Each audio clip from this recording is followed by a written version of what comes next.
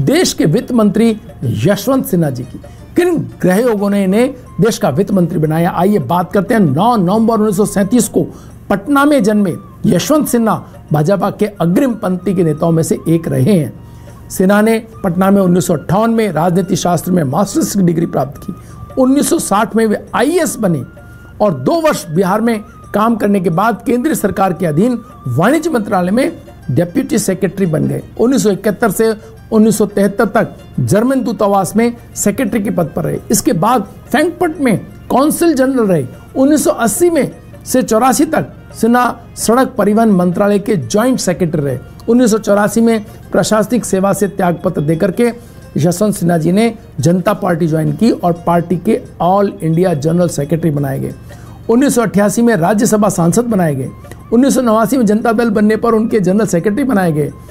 1990 में चंद्रशेखर सरकार में सिन्हा वित्त मंत्री बनाया गया और वाजपेयी सरकार में भी 1998 से 2002 तक वे देश के वित्त मंत्री रहे।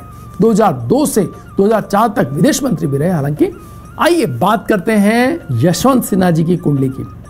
उनकी लग्न कुंडली के अंदर सूर्य और बुध साथ है। बुध और सूर्य का साथ गणितीय दक्षता देता है और व्यवहार कुशलता देता है, जो दोनों उनके अंदर प्रशासनिक दक्षता के साथ आप आगे बढ़ते हैं। तो सूर्य यहाँ तुला राशि के अंदर आपको पावर लेने और पावर का सही उपयोग करने के लिए हमेशा तत्पर रखने योग्य बनाता है। तो यहाँ हम देखते हैं कि वो हमेशा अपने आप को, उनकी दक्षता इतने ऊंचे दर्जे की रही कि चीज़ें उनके साथ जुड़ती चली गई।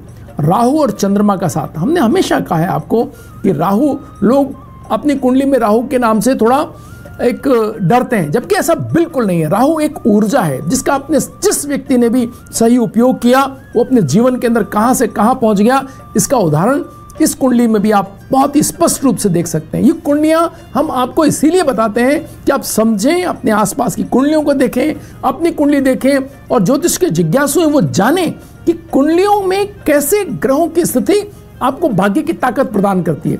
यहाँ एक बार फिर राहु और चंद्रमा एक साथ वृश्चिक राशि में होने ने इनको कितनी आत्मिक शक्ति, कितना बुद्धि बल और कितनी भाग्य की ताकत दी, इसका उदाहरण हम स्पष्ट रूप से देख पाते हैं। साथ के अंदर मंगल उच्च का चतुर्थ स्थान के अंदर सूर्य कुंडली के अंदर इसने अपनी बात साहसपूर्ण तरीके से कहने की हमेशा इनको स्थितियां उपलब्ध कराई। हम आज भी देखते हैं कि जब ये नहीं है बीजेपी के साथ तो भी ये कितने बेहतर तरीके से जब भी आवश्यकता महसूस करते हैं अपनी बात कह देते हैं, बिना किसी संकोच के, बिना डरे, बिना दबाव में आए। शुक्र का भी बुध की राशि में होना इन्हें एक और ऐसा संयोग देता है जो इनकी गणितीय दक्षता, प्रशासनिक दक्षता, नियम बनाने की दक्षता और उनको सही तरीके से क्रियान्वयन करवाने का जो कौशल है वो इनको उपलब्ध हो जाता है। तो यहाँ ये सारे ग्रहों की स्थिति, बृहस्पति का अपनी स्वराशि में होना, धन संबंधी समझ और उसको सही तरीके से